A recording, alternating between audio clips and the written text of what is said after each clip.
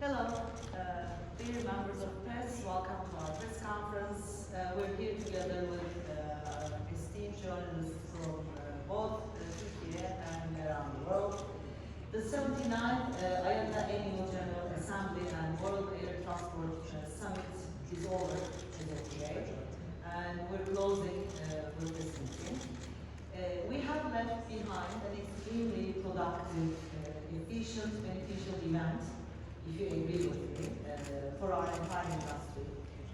We discussed the present and the future projects, the hot topics, which actually is about the air transport industry as a whole. We shared the progress we have made as a sector towards the post-pandemic recovery. Okay, it's much more better right now. Okay. And also the global macroeconomic concerns, and also our goal for net zero carbon emissions by 2050, which most of you also asked during the press conference, where Will Walsh and Mr. Mehmet Naime has answered very openly and explicitly. We also discussed the vital support provided by the civil aviation towards the rescue efforts for the earthquake disaster in our country, which we have faced in the beginning of February this year, unfortunately. This meeting was important both in terms of content and topics discussed, as well as the closure of the IATA for Mr. Mehmet Nalis, our chairman, successful term as the chair of the IATA Board of Governors, and he passed now his turn to Yvonne, CEO of Rwanda Air, and I'm proud that she's the first woman to assume this duty in IATA. I wish her success in her new role as the IATA chairperson. One of the most important aspects of this meeting was that it was the AGM with the highest number of participants all around the world. It's the highest ever in the history. We had to stop, IATA had to stop to accept the participants at 1,520 people. So a record was broken in this respect, and we are very proud that such a record meeting was hosted by Pegasus Airlines. By setting up also, probably you have all seen the Grand Bazaar on the entrance. We wanted to give the participants a taste of our culture within this busy meeting schedules we had, because we were all in the hotel since Sunday, but that Grand Bazaar was a different flavor, which actually it was between our meetings. So I hope you have enjoyed this experience. Most of the materials and those were free of charge. I don't know if you were aware, but so I hope you enjoyed both the experience and also the products there. Now I would like to take this opportunity of this press conference to share with you the latest developments about Pegasus. This was a long-awaited meeting, which was actually delayed first by the pandemic and then by the earthquake. Therefore, I sincerely thank you for all taking your time here at the closure of a very busy 2-3 days of conference. And also I would like to introduce my colleagues with you. We are together here to answer your questions after my brief talk about the latest developments. Barbaros Kubatoğlu is our Chief Financial Officer, and Onur Dedeköylü is our Chief Commercial Officer. So we are a team here to give you the updates, the information, and then answer your questions. Now in this meeting, as I said, we will talk about the latest developments in Pegasus, our plans for this year, and also future targets. And in the meantime, if you have, as I said, any questions, I will be answering. Onur and Barbaros will also be supporting me. Let's begin now first with our financial results of last year, mainly the successful results and our achievements last year. 2022 was a year in which really we achieved a significant success thanks to the strong demand and the rapid rise in the travel demand, especially in the second half of the year. In line with our expectations that travel demand will pick up with strong momentum after easing of the travel restrictions, actually, we made all our plans ready for 2022, especially for the second half, for the post-COVID period. What does this mean? This means our capacity planning was there for the second half. You know, airlines make the capacity planning a year ahead. So it's not something that you see the demand and then you go and offer the capacity to the market. It's not the case. You have to be well planned, you have to have your scenarios in hand, and you have to utilize the demand correctly with the right capacity, with the right fare. So we were successful on that, on our future scenarios. Our crew was ready, our operational staff were ready. So we expanded our capacity to meet the increase in demand, and we have carried close to 26.9 million passengers last year. And this is a growth of 34% compared to 2021. But if you look at the international passengers we have carried last year, 2022, it was a growth of 96% compared to the previous year. So we are an international airline, growing internationally with new destinations and new frequencies. And this was a much better performance compared to the overall market, by the way. And also we increased our revenue to 2.4 billion euros last year. This is also an increase of revenue about 139% compared to the previous year. And but if you compare this revenue to the last normal year, 2019, it's again a growth of 41%. Now compared to 2019, because we're always talking about 2019 still, why? Because it was the last normal year for 12 months. So our capacity, which we call about available seat kilometers, our ASK, was increased by 8%. In international capacity, we have increased by 23% last year. Now, what was the strong achievement and the success was our EBITDA margin. Our EBITDA margin, which we can call operational profitability, is 34.1%, which is the record high for Pegasus history, but also it's the highest EBITDA margin in the world. So we were the best performing airline in terms of operational profitability last year throughout the sector globally. And that's important. I'm also talking about 34.1 because even that 0.1 is so difficult to achieve, that's why it's important. And our net profit for the year 2022 was 431 million euros. Now overall, we started 2022 operationally and financially well prepared, and therefore we became the highest operational profitability in the world with our performance. We're all very proud. Pegasus has a very strong team which delivers this result even after a very tough 2 years of COVID period. So I'm really very proud of the team and the work we have done. And this success, of course, led to an increase in our credit ratings. Our long-term credit rating was upgraded from B+ to BB- by Fitch on April 14th, as you may follow, and from B to B+ by S&P on May 23rd. So this operational success continued into the first quarter of 2023, where again we maintained a strong performance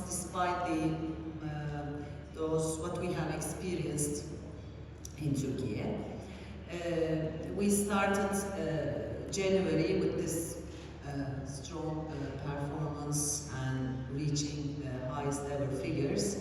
Then we had the January, but on 6th of February we were all shocked with this devastating earthquake. And there was also the macroeconomic conditions were not very supportive. And so the inflationary pressures, of course, is a pressure on the airlines' profitability, and it's causing challenges while you're making plans.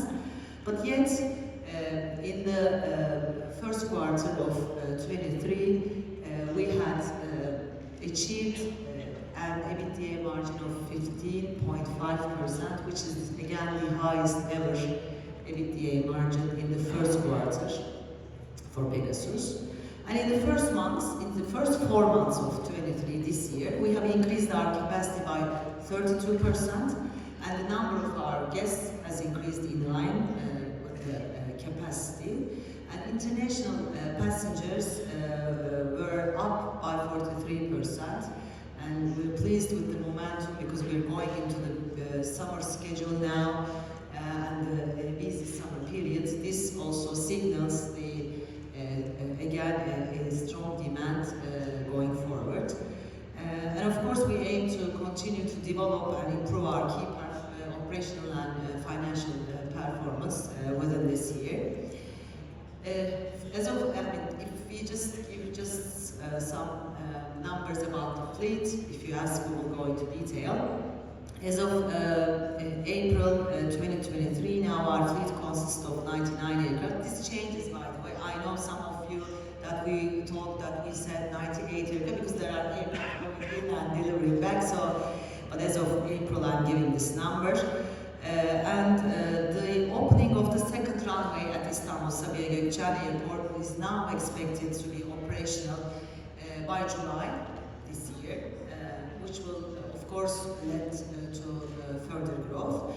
And out of our order of 114 new aircraft, which we have ordered from Airbus, we have already taken delivery of 42 Airbus 320neos and 72 Airbus 321 neo aircraft as of the end of April this year. Now we are surpassing the 100 aircraft mark in the centenary year of the Turkish Republic.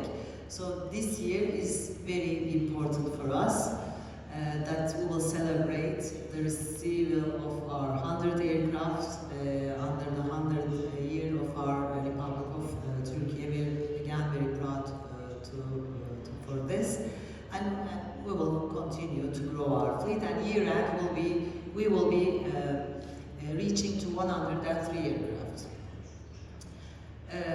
So going forward, our flight network right now continues to expand. We have expanded our flight network with the addition of new destinations even during the COVID times.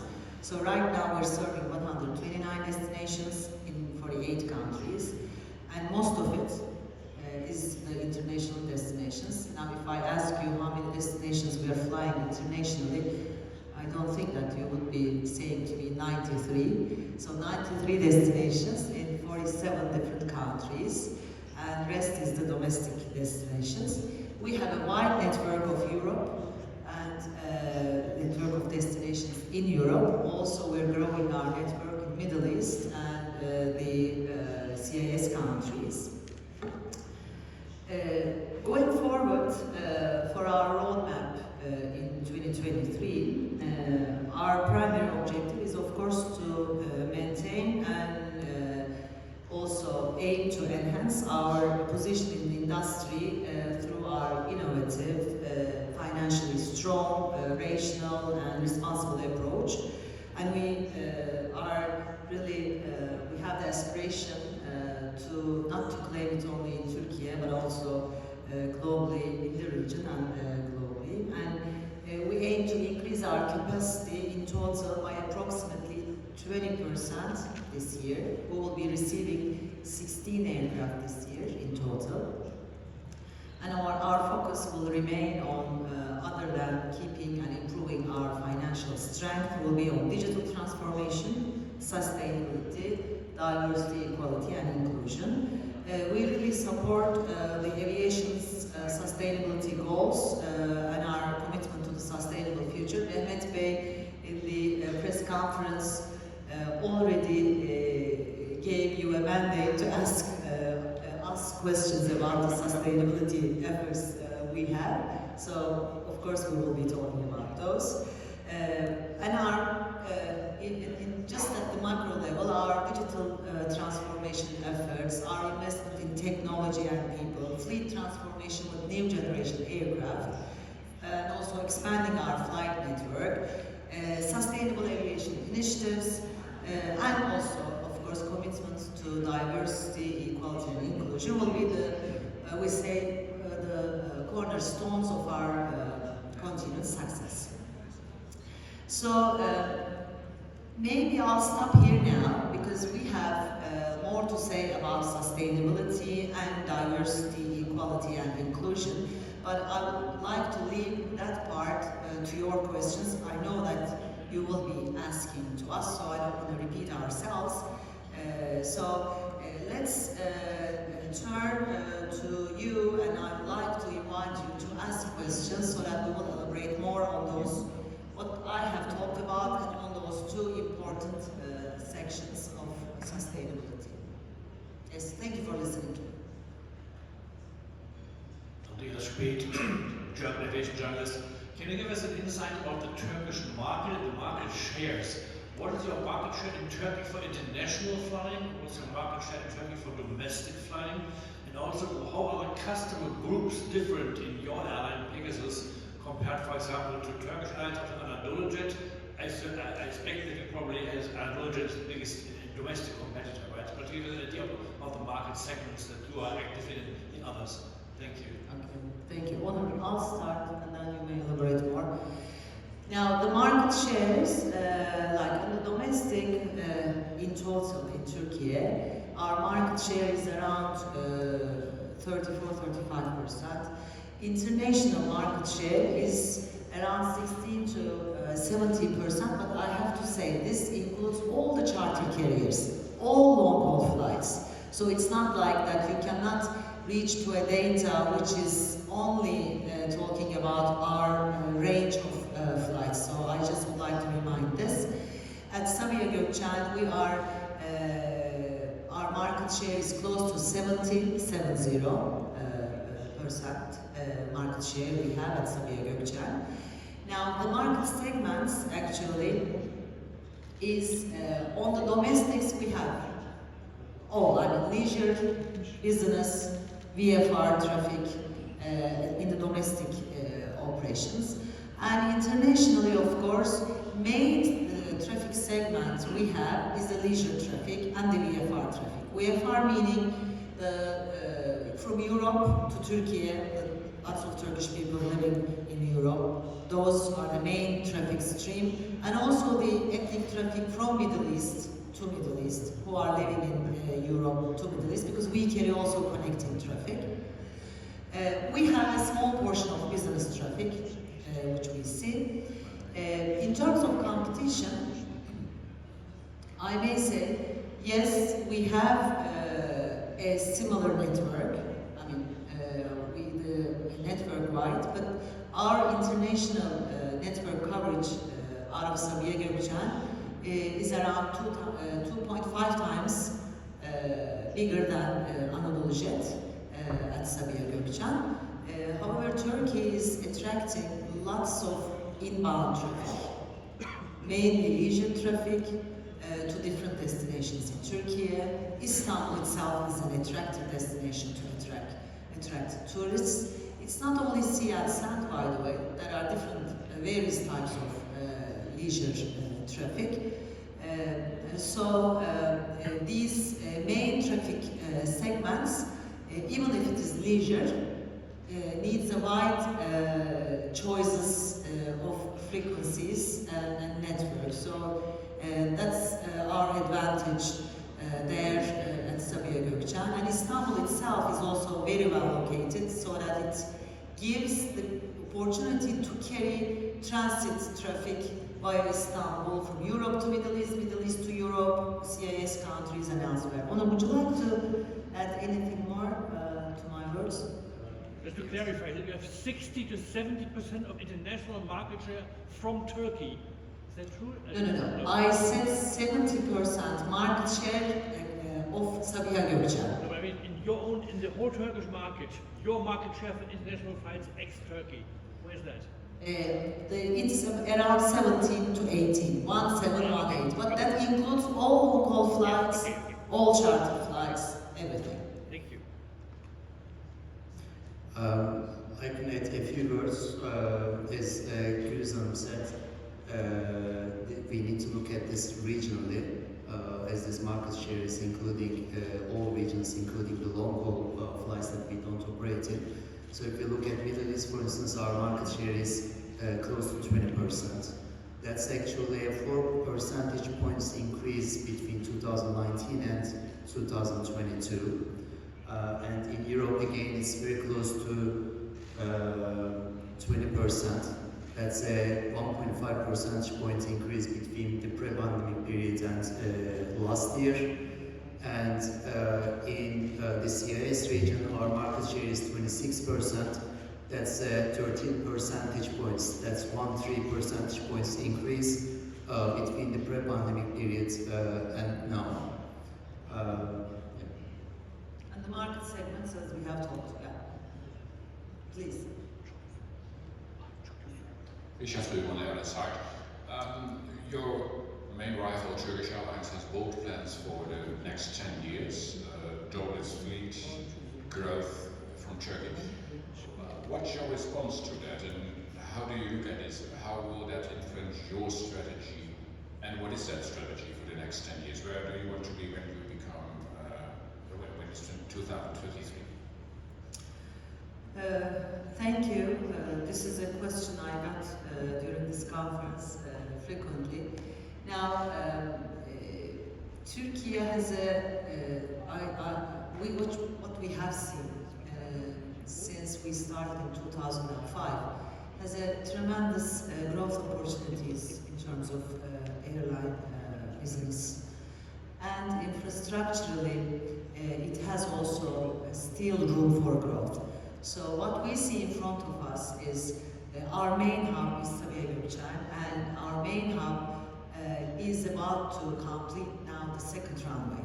That means the capacity will, if the second terminal is also another project at the table right now. So we expect next year a double runway operation, and by 2026 the second terminal will be there. So with the second terminal, of course, we will utilize this double runway capacity at the maximum.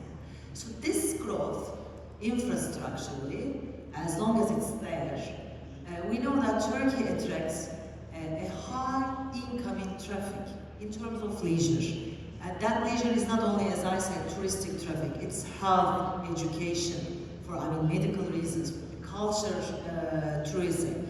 So, and also we have 82 million population here. So there is room for growth. And we're only 2 airlines, by the way, operating scheduled or scheduled basis. So of course there are charter carriers in Turkey having servicing to this summer demand for the touristic traffic. So there is room for growth for both airlines. And of course, as now we are receiving still that 100 aircraft order of 114 aircraft orders still. Yes, up until 2026, we will be receiving, starting from today, we will be receiving another 42 aircraft. So, but beyond that, of course, when we see that there is this infrastructural growth, demand is here, growing, we see the performance post-COVID. Of course, we will be working on a new order also. We don't have the numbers yet, so I cannot tell you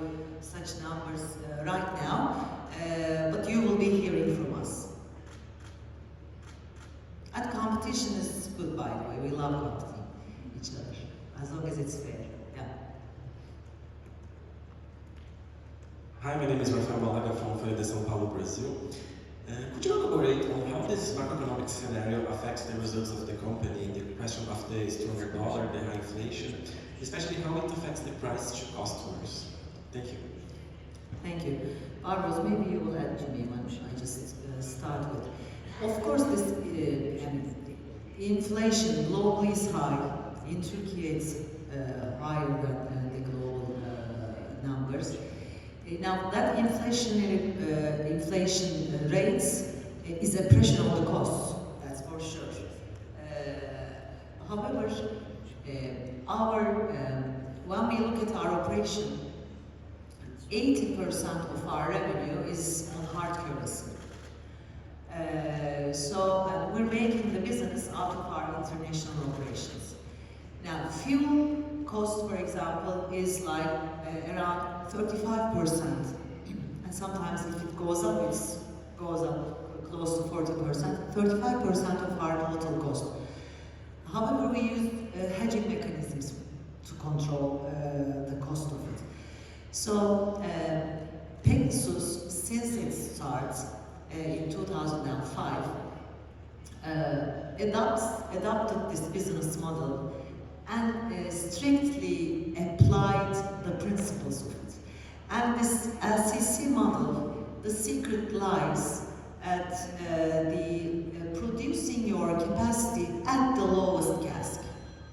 So last year, for example, we were the lowest CASK globally, 2.18 eurocent. So we know how to control our cost per available seat kilometer. So we know how to control our unit costs. We have the muscles there. So as long as we have higher costs on any kind of, let's say, metrics, then it's for us going and working on detail and look at every under the stone. We turn all the stones and look for what we can achieve more in terms of efficiency. But of course, as long as your cost is going up, that may have an impact on the prices. However, it's more like on our revenue management and pricing is more like on a demand-based price rather than the cost-based. When you deliver the lowest unit cost, then you have the opportunity to offer the lowest fare into the market. And therefore, we see ourselves advantageous compared to the peers. Would you like to add anything regarding the inflation or our... Yeah, as you mentioned, the inflationary environment puts a pressure on our CASK non-fuel base side in terms of TL or hard currency cost base, and as Güliz mentioned, on the TL side, around 17% of revenue coming from TL side and 23% on the cost base side is TL. That's why we are short in TL and we can manage easily on the inflationary or fluctuation of the TL effects versus. And then as long as we keep our CASK non-fuel globally lowest, it gives us a room for manage our yields continuously. I will add a few words to this in terms of demand, from the demand perspective. Even our success with international operations was not limited to last year. It's been continuing for the last 10 months since we were free of the pandemic effects. Even this year in the first quarter, as Güliz mentioned, our growth compared to last year was 43%. But maybe what is more important is our international PAX was also 33% over 2019 first quarter. So in these conditions, we actually achieved 33% more demand in our international operations. Plus, we are one of the first airlines who received A321s, as you know. We received our first A321 in September of 2019, and at the moment we have 31 A321s in our fleet. That gives us a very big advantage from the cost point of view. We have more seats to offer at lower costs to our passengers. So it's a big tool that we have given the limitations of aircraft manufacturers and also certain limitations at the airports. In addition to that, again from the demand point of view, we are geographically located in such an important, advantageous location, and we actually incorporated transit operations into the low-cost model. We're probably one of the only ones, maybe the only one in the world with this kind of a size, operating rigidly in low-cost principles, but also doing transit business. What does that mean? Whatever the risks, macroeconomic or other risks in the geography that we operate in, we have very good incoming traffic to Turkey. We have very strong outgoing traffic from Turkey. We also have transit traffic through Turkey. So our risks are really spread across different geographies and segments. So we benefit this, especially during times like pandemic or in previous times that the sector went through crisis.